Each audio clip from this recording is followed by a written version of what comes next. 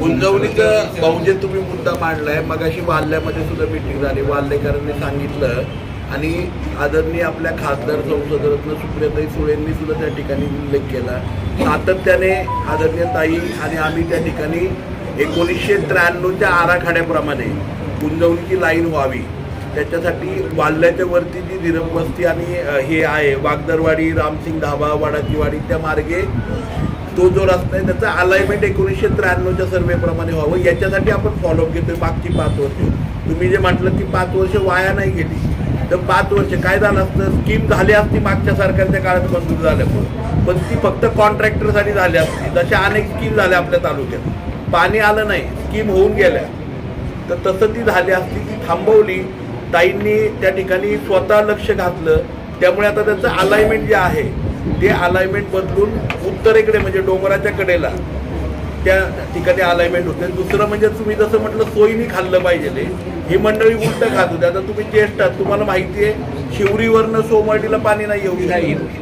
तर सोमर्डीला पाणी आणायचं आणि सोमर्डीवरून खाली कोळविऱ्यापर्यंत आपली जी करा नदीची उजवी बाजू आहे ती सगळी बँक त्याच्यानी भरली जाईल.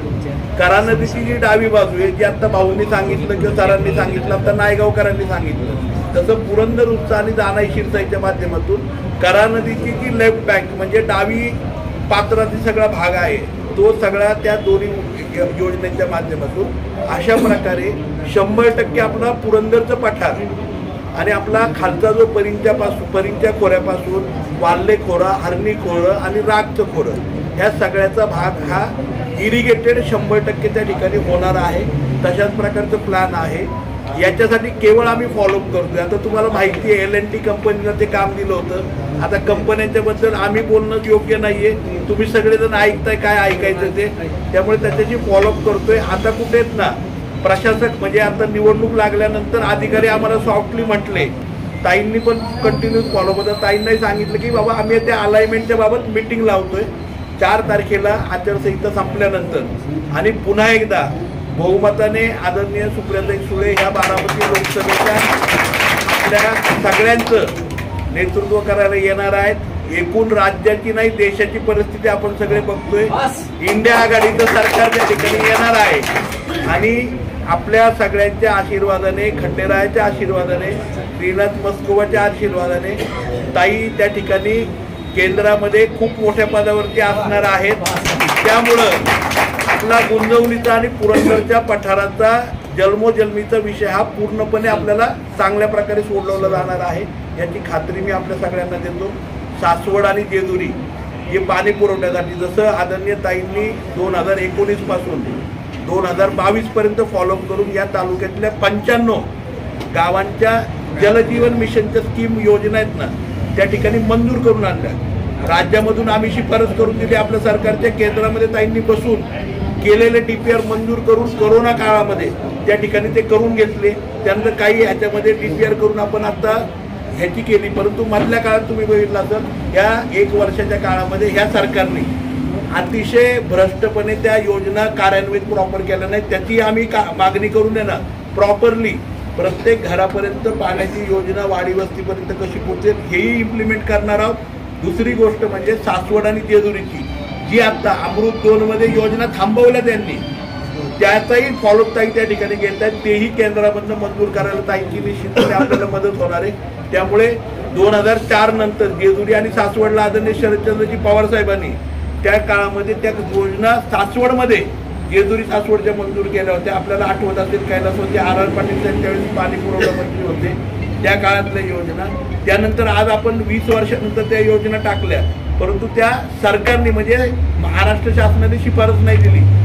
आपण देशात 1 नंबरला येऊन सुद्धा नगरपालिका, परंतु आता आम्हाला खात्री आहे की ताई त्या योजनांचा फॉलोअप घेत आहेत. मधल्या काळामध्ये हे सरकार राज्याचं गेल्यामुळे आपल्या नगरपालिकेच्या स्कीम मागे राहिल्या. आज तुम्ही बघताय सासवड जेजुरीमध्ये पाण्याची अडचण किती भयानक आहे. परंतु आता 4 तारखेनंतर हे सगळं बदलेल. थांबवणाऱ्यांना आपण सगळ्यांनी थांबवले असं मला वाटतंय. आज तुम्ही बघताय म्हणजे मला पत्रकार बांधवांनाही सांगायचं की आजपर्यंत असं कधी घडलं नाही की उमेदवार निवडणूक मतदान झाल्यानंतर सर बरोबर ना, मतदान झाल्यानंतर मतमोजणी व्हायच्या अगोदर आणि निकाल लागायच्या अगोदर आता अनेक उमेदवार आणि अनेक प्रचारक आणि स्टार प्रचारक आहेत ना, कोण कुठं परदेशात आहे, कोण दुबईला आहे, कोण युरोपला आहे, कोण अमेरिकेला आहे बरोबर ना. आज 2 दिवसांपूर्वी आपल्याकडे सर आता मेमाने सर आहेत या ठिकाणी, शिक्षण आपल्या 3 शाळा तालुक्यातल्या यांचे पत्रे उडलेत. मगाशी आम्ही माळवाडीवरती वाल्ल्याच्या विजिट दिली ताईंनी, अक्षरशः तिथले शिक्षक डोळ्यामध्ये पाणी आलं होतं शिक्षिकेच्या. म्हणजे त्या शिक्षिकेने ताईंना हात जोडून सांगितलं तुम्ही भेटायला आलात आणि शाळा बघितली, डोळ्यामध्ये हात आणि म्हणजे हात जोडून आहे ना तिच्या डोळ्यामध्ये अश्रू होते की आज या क्रुशियल परिस्थितीमध्ये सुद्धा त्या ठिकाणी ताई आल्या, त्यांनी ते बघितलं.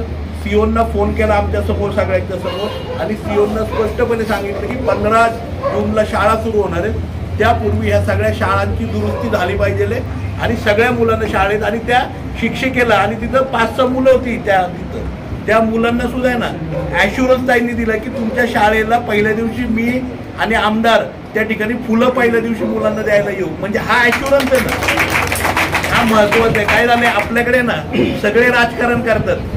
ज्या दिवशी मतदान होतं ना लोकांचं 5 वाजता, त्यानंतर 5 वर्ष लोकांना तोंड पण दाखवत नाही.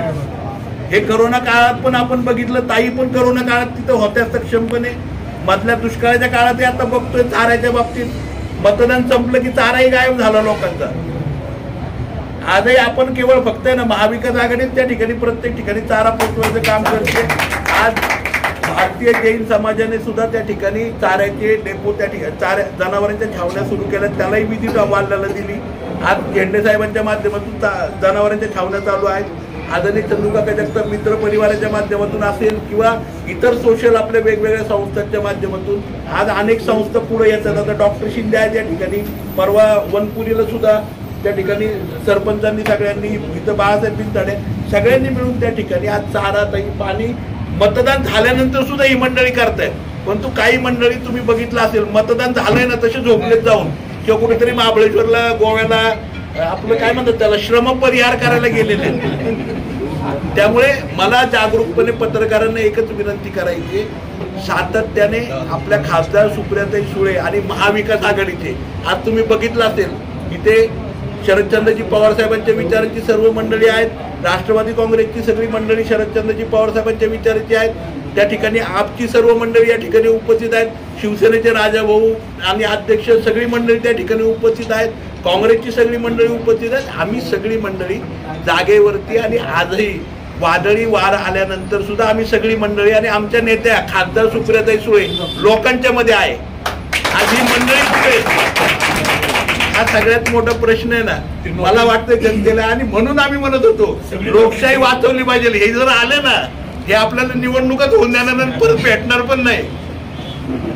तर त्यासाठी मला आपल्या सगळ्यांना सांगायचंय, आपण जागरूकतेने मला वाटतंय या तालुक्याचं लोकप्रतिनिधी म्हणून निश्चितपणे आज प्रचंड उत्स्फूर्त वाल्याला नीरेला उत्स्फूर्तपणे लोक त्या ठिकाणी उपस्थित होते. ताईंच्या स्वागतासाठी त्यांना सांगायला समजतं. आणि खरं म्हणजे हा दुष्काळी आणि वादळी वाऱ्यामुळे झालेल्या नुकसानीचा आणि शेतकऱ्यांच्या नुकसानीचा दौरा आणि जनावरांच्या छावण्यांना जिथे चारा कमी आहे तिथं हे आज CSR मधनं इतर ठिकाणावरनं मदत मोठ्या प्रमाणावरती ताईंची आदरणीय पवार साहेबांची त्या ठिकाणी होती. अनेक संस्थांना त्यांच्या सांगण्यावरून पुढे आलेल्या आहेत, मदत करतात पुरंदर तालुक्यात. मी मनापासून म्हणजे पुरंदर हवेलीच्या जनतेच्या वतीने ताईंचं स्वागत करतो. खरं म्हणजे सकाळी त्या इंदापूरचा दौरा करून आल्यात भाऊ, त्यामुळे आपल्याला थांबायला लागलं. इंदापूरचा दौरा करून आज पुरंदरचा दौरा केलाय. आणि खरोखर म्हणजे मी सांगू शकतो की असा उमेदवार म्हणजे तुम्हाला ना आम्हाला तर भाऊ मला वाटतं तुमच्या आता माझ्यापेक्षा 50 वर्ष तुम्ही राजकारणामध्ये आहात. आम्ही आतापर्यंत बघितलं नाही की मतदान झाल्यानंतर परत आपल्याकडे येत आहेत.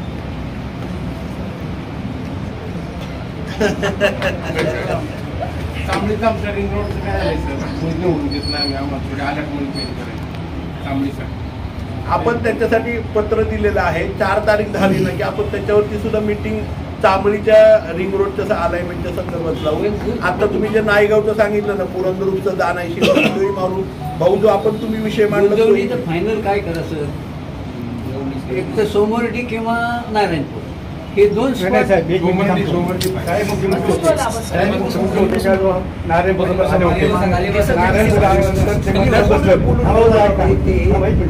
नारायणपूरमध्ये बैठक झाली. साहेब हेलिकॉप्टरनं बोलून आले नारायणपूरला. ते काय म्हणले बा कासुरडून पाणी नारायणपूरला टाकत आणि कासुरडून नारायणपूरला पाणी टाकल्यानंतर ते करीत जातं. कारण संपूर्ण तालुका पाणी खाली येतो. हे पवार साहेबांची दृष्टी होती. तिकडं कुणीही पाहिलं नाही अजून. पवार साहेबांनी जो आराखडा काढलाय नारायणपूरला पाणी सोडायचं आणि विकायला नाही कारण अख्खा तालुका पाणी खाली येतो. ते साहेबांनी त्यावेळेला मांडलं होतं. त्याचं कुणी पाठपुरावा केला नाही. गुंतवणुकीचं पाणी किती मिळतं 2 इंच पाणी आपल्याला मिळतं. नवीन प्लॅन नवीन प्लॅन साहेबांचा आहे आणि तुम्ही साहेबांशी बोला. साहेब म्हणजे तुम्ही हे पाणी आहे पहिला ना कधी कमी खर्चात आहे. साहेबांनी त्यावेळेला 2 कोटीमध्ये होता येते. मी तिथं होतो साहेबांसमोर 2 कोटी जमा होत्या काळात.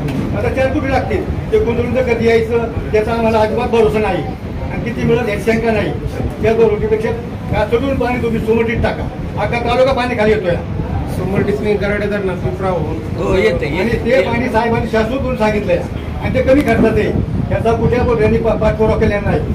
10 किलोमीटरचं अंतर 10 किलोमीटर 10 किलोमीटर अंतर आहे फक्त. हे कुणी पाहिलं साहेब कधी ते फक्त नुसतं गुंतवणूक किती पाणी गुंतवणीचं तिथं पाईप आणून टाकले होते म्हणजे पाणी आणणार आम्ही अजिबात गुंतवणूक पाणी करून आणणार नाही. आम्हाला पाणी सोमटे टाका आणि नारेपूर टाका का सोडून 10 किलोमीटर अंतर पाहिजे फक्त ते तिकडे कुणी मागत नाही अजिबात. आणि गुंतवणी कशाला गुंतवणी पाणी किती दाभाडे भाऊ पाणी आहे. तुम्ही जे दाभाडे भाऊ सूचना दिली ती अतिशय योग्य आहे. त्याच्यावरती आपण नक्की फॉलोअप करू आणि तुम्ही जे सांगितले ना तेच आपण म्हणतो आहोत सातत्याने. सोमर्डी काय नारायणपूर काय पण पाणी पठारावरती आलं पाहिजे नाही. पठारावरती पश्चिमेच्या बाजूला आलं तर ते पूर्वेकडे वाहत जाईल आणि सगळ्यांना मिळेल आणि तोच आपला फॉलोअप आहे.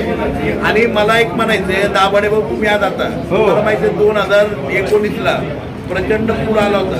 दाभाडे भाऊचं घर वाहून घेत त्यांनी घरात गेलो साहेबांचे फोटो आहेत ना त्यांनी दाखवले त्याचे पिरलेले म्हणजे त्यांचं घर सगळं काही वाहून घेतलं म्हणजे बरोबर का चुकीचं.